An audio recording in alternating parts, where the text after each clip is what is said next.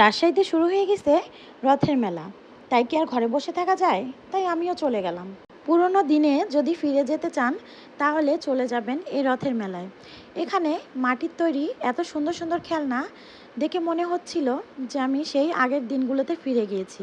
মাটির এই ফলগুলো দেখেন, মনে হচ্ছে না একেবারে অরিজিনাল? এই খেলনাগুলোর দাম এক এক দোকানে এক এক রকম চাইছে। কোনো দোকানে 50 টাকা পিস, কোনো দোকানে 30 টাকা পিস। সে জাত কিছু নিবে না, একটা গরু নিবে। এই ছেলেটা আমাকে বলছে, আপামনি আমার একটা ছবি তুলে দেন তো। তো আমি বললাম যে আচ্ছা দাঁড়াও, আমি তোমার একটা ছবি তুলছি। আমার মনে হয় এই মেলাতে বাচ্চাদের না নিয়ে যাওয়াই ভালো। যদি পকেট ফাঁকা করতে চান তাহলে নিয়ে যেতে পারেন। বাচ্চাদের আকর্ষণ করার জন্য এত এত পরিমাণ খেলনা তুলেছে এরা, যে কোনো বাচ্চা যদি এই মেলাতে যায়, খেলনা না নিয়ে সেই দোকান থেকে সে আসবেই না। প্রয়োজন হলে গড়াগড়ি করবে, তবুও সে খেলনা নিবেই। আগের যুগে আমাদেরকে বাবা মা খেলনা এনে দিলে আমরা সেটা নিয়েই খেলতাম, কিন্তু এখনকার বাচ্চারা এত নাছোড়বান্দা যে তাদেরকে খেলনা দিতেই হবে। মেয়ে বাচ্চাদের জন্য অনেক সুন্দর সুন্দর কুলা, ঢেকি, হাঁড়ি পাতিল ছিল। আমার কাছে খুবই ভালো লেগেছে।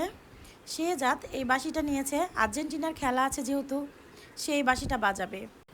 আমার কাছে এই ল্যাম্পগুলো বেশি ভালো লাগছিল, তবে আমার মনে হচ্ছিল এটা একটু দামটা বেশি চাচ্ছে। রথের মেলার প্রধান আকর্ষণ হচ্ছে খই, মিষ্টি খই আর সাদা খই। আমার কাছে তো দুটো খই বেশি ভালো লাগে, তো কিছুটা খই নিয়ে নিলাম। এই মেলাতে নারী উদ্যোক্তাও আছে, তিনিও এই মেলাতে স্টল দিয়েছে। এই মেলাতে বড়দের জন্য রয়েছে তাদের দৈনন্দিন কাজের আসবাবপত্র, তবে বাজারের তুলনায় দামটা তারা একটু বেশিই চাচ্ছে। এই মাছটা দেখেন কতটা ভৌতিক। রথের মেলায় যদি যান তাহলে পেট খালি করে যাবেন, কারণ এখানে বিভিন্ন খাবার আইটেম ছিল। এই মেলাতে রয়েছে পানের ব্যবস্থা, শখ করে আপনারা মিষ্টি পানটা খেয়ে দেখতে পারেন, অনেক মজা ছিল।